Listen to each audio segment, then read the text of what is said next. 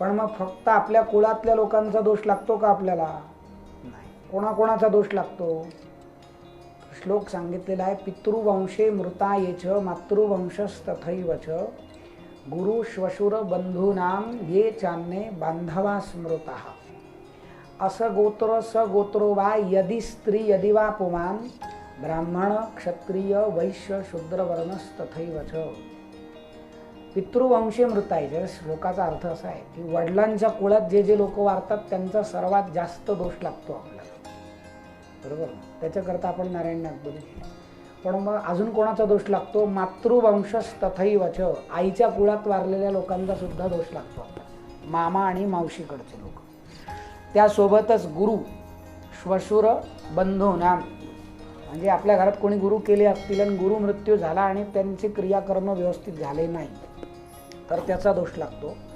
श्वशुर, सासू सासरे वारले आणि त्यांचा क्रियाकर्म व्यवस्थित केले नाही त्यांच्या मुलांनी, त्याचा पण दोष आपल्याला लागतो. बंधू नाम, भावासारखे काही लोक होते. हल्ली बऱ्याच लोकांची ओळख करून देताना आपण म्हणतो की हा माझा भाऊच आहे असं समजा. भाऊ नसतो तो, आपला मित्र असतो जवळचा, पण आपण काय म्हणतो, हा भाऊच आहे किंवा भावासारखा आहे असं समजतो आपण. बंधू नाम. यदि स्त्री यदि वा पुमान, ते स्त्री देखील असू शकतात आणि ते पुरुष असू शकतात, त्याच्यात भेद नाही. ब्राह्मण क्षत्रिय वैश्य शूद्रवर्णस्तथैव च, ते ब्राह्मणही असतील, ते क्षत्रिय असतील, ते वैश्य असतील किंवा ते शूद्र पण असतील, बरोबर ना. या लोकांचा मृत्यू झाला आणि त्यांच्या परिवारातले लोक त्यांचे क्रियाकर्म व्यवस्थिशीर करत नाहीये, तर मग त्याचा पुढचा अधिकारी कोण आहे? तर त्यांचा जवळचा पुढचा माणूस, बरोबर ना. म्हणजे मामाला दुसरं कोणीच नव्हतं, मामाचा मुलगा सोडून मग आपण भाचा म्हणून होतो, मग ते कार्य कोणी करायचं? पुढची जबाबदारी भाच्याची. किंवा सासू सासरे वारले आणि त्यांचं क्रियाकर्म करायला कोणीच नाही आहे, मग ते कोणी करायचं? पुढचा अधिकारी जावाई. किंवा गुरुजी वारले आणि गुरुजींना कोणीच नव्हतं, मग आता त्याचं पुढचा अधिकारी कोण आहे? त्याचं काम करायला शिष्य आहे.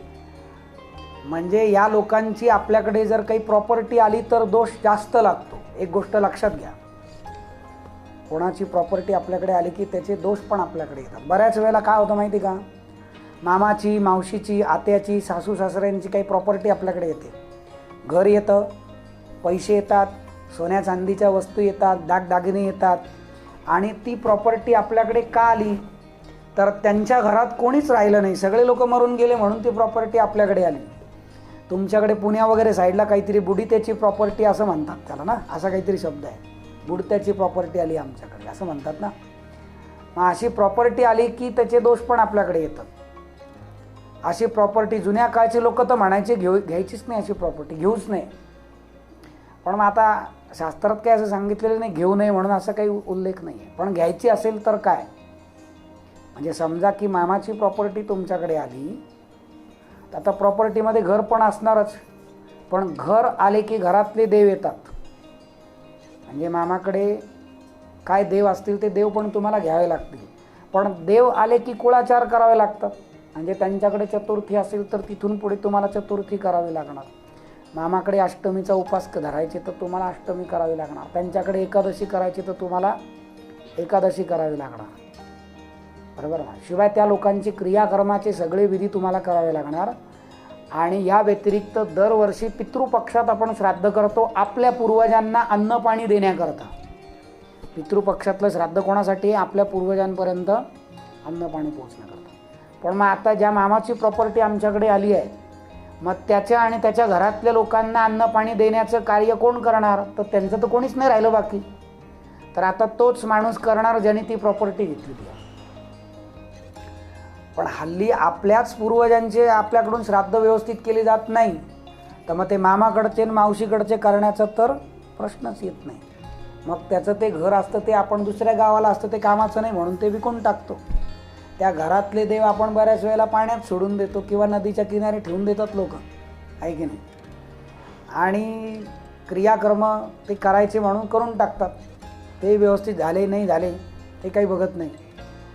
आणि दरवर्षी श्राद्ध काही केले जात नाही. मग त्यांच्या घराण्यातले सगळे दोष आपल्या घराण्याला लागतात. बऱ्याच वेळेला असे दोष पत्रिकेत दिसत सुद्धा नाही आपल्याला. मग असले दोष दूर करण्याकरता काय करायचं, तर त्यासाठी एक विधी करायला सांगितला आहे, त्रिपिंडी श्राद्ध.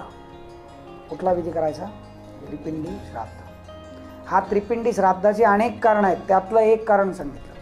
एक दुसरं कारण असं आहे की दरवर्षी पितृपक्षात श्राद्ध करायला सांगितलं आहे आपल्याला, पण काही कारणास्तव केलं जात नाही. बऱ्याच घरांमध्ये 4-4, 5-5 वर्ष श्राद्ध केलं जात नाही, वेळ नाही म्हणतात आमच्याकडे.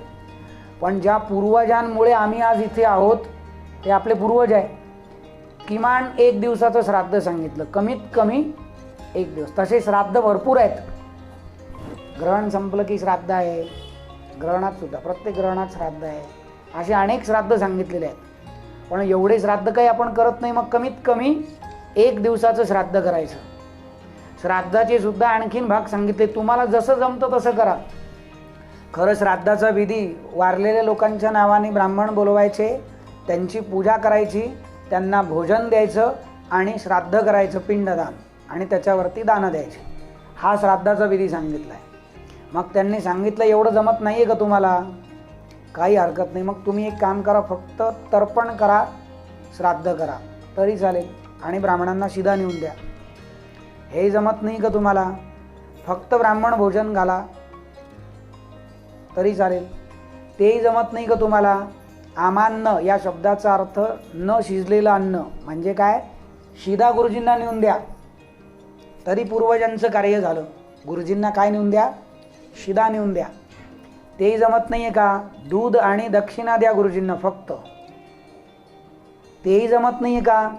मग आता त्यांनी सांगितलं शेवटचा पर्याय, घरातून बाहेर निघा आणि दक्षिण दिशेला हात जोडून पूर्वजांची प्रार्थना करा त्यांच्या वारलेल्या तिथीला, की तुमच्यासाठी द्यायला आमच्याकडे आज काहीच नाही, तर पुढच्या वर्षी तुम्ही या, आम्ही तुमच्यासाठी नक्की श्राद्ध करू. आणि फक्त अशी प्रार्थना ऐकून सुद्धा ते पूर्वज संतुष्ट होतात आणि ते निघून जातात की काही हरकत नाही, आम्ही पुढच्या वर्षी येऊ अन्न पाणी घ्यायला. हा जो पितृपक्षातला काळ असतो तो पूर्वजांना भूक लागते आणि त्यांना अन्न पाणी पोचवण्यासाठी आपल्याला काहीतरी द्यायचं आहे. त्यांच्या रूपाने कोणी ना कोणी भोजन घेत असतं. आलं का लक्षात? मग काय करावं? त्या पूर्वजांच्या नावाने सगळं श्राद्ध, तर्पण, ब्राह्मण भोजन, दान हा सगळा विधी सांगितलेला आहे. पितृपक्षातले 15 दिवसापैकी हे सगळं श्राद्ध करायचं असतं आपल्याला. आपल्या वडिलांची मृततिथी पाहायची आणि त्या तिथीला ते श्राद्ध सगळं करायचं. पण मग आता त्यातलं एकही दिवसाचं आणि छोटंसुद्धा काम जर आपल्याकडून होत नसेल तर काय होतं, तर ते पितर दरवर्षी आपल्या घराच्या आसपास येतात.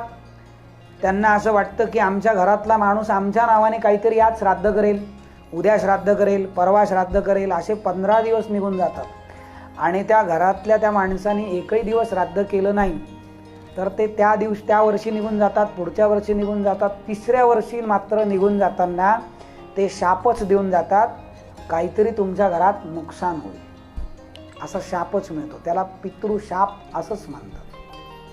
मग घरात नंतरून काय होतं, आजारपणं सुरू होतात. सुरुवातीला व्यवसायामध्ये अचानक नुकसान होतात, अटकून बसतात पैसे, किंवा कारण नसताना आरोप लागतात आपल्यावरती. आपण केलेलं काहीच नसतं पण आपल्यावरती काहीतरी आरोप लागतात. आलं का लक्षात? किंवा घरातल्या घरात परस्परांमध्ये भांडणं होतात लोकांचे, मनस्थिती, मनस्वास्थ्य खराब होतं लोकांचं, कोणाचंच कोणाशी पटत नाही घरामध्ये. हे सगळे त्याचे लक्षणं सांगितले.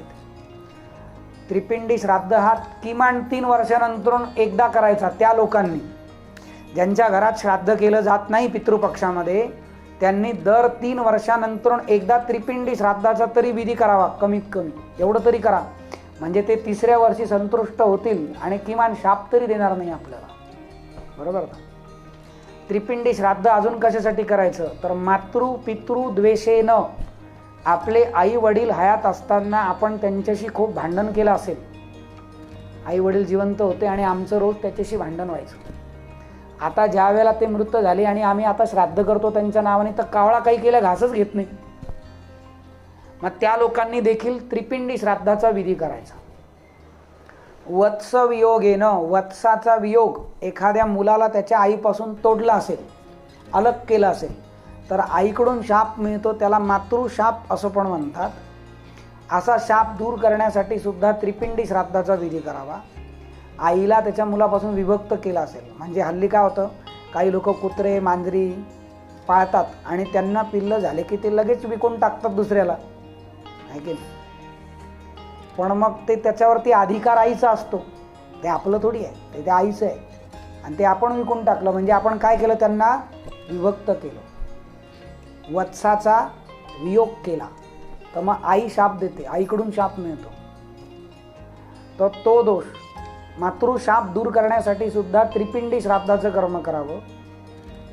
असे एक ना अनेक काही त्याचे भाग सांगितलेले आहे की त्याकरता त्रिपिंडी श्राद्ध करायचं. काही धार्मिक ग्रंथांमध्ये नारायण नागबली आणि त्रिपिंडी श्राद्ध चतुर्विध वंध्यत्व दोष परिहारार्थम, वंध्यत्वाचे 4ही प्रकारचे लक्षणं दिसत असतील तर नारायण नागबली आणि त्रिपिंडी श्राद्धाचा विधी करावा. त्याशिवाय तुम्हाला दुसऱ्याचं मूल दत्तक घेता येत नाही असं म्हटलेलं आहे. वंध्यत्वाचे चतुर्विध वंध्यत्व, वंध्यत्वाचे 4 लक्षणं सांगितले. वंध्या, मृतवंध्या, एकवंध्या आणि काकवंध्या. वंध्या म्हणजे गर्भस्थ न राहणे. दुसरा सांगितला काकवंध्या, गर्भाची 2-4 हप्ते वाढ होते आणि ते पडून जातात, बाळाची वाढ न होता ते पडून गेला, काकवंध्या. मृतवंध्या म्हणजे जन्म होईपर्यंत ते बाळ सगळं व्यवस्थित होतं आणि जन्म झाल्यानंतर पहिल्या हप्त्यात त्याचा मृत्यू झाला.